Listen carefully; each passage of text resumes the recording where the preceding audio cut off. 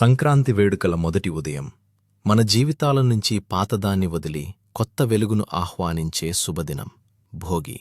పురాణాల్లో చెప్పబడింది, ఒకప్పుడు ప్రజలు తీవ్రమైన ద్రౌప్యంలో ఉన్నారు. వర్షదేవుడు వరుణుడు కోపంతో వర్షాలను ఆపేశాడు. పంటలు ఎండిపోయాయి. జీవితం చీకటిలో మునిగిపోయింది. అప్పుడు అగ్నిదేవుడు భూమిపై ప్రత్యక్షమై ఒక సందేశమిచ్చాడు.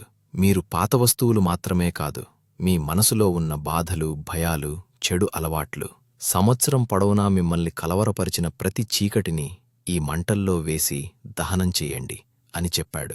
ప్రజలు భోగి మంటలు వెలిగించారు.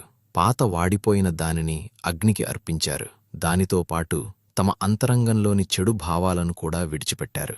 ఆ శుభసంకల్పం చూసి వర్షదేవుడు కరిగిపోయాడు. మళ్లీ వర్షాలు కురిశాయి. భూమి పచ్చదనంతో నిండిపోయింది. ఆనందం తిరిగి వచ్చింది. అందుకే భోగి మంటలు కేవలం అగ్గిపుల్లల దహనం కాదు, మన జీవితానికి కొత్త ఆరంభం.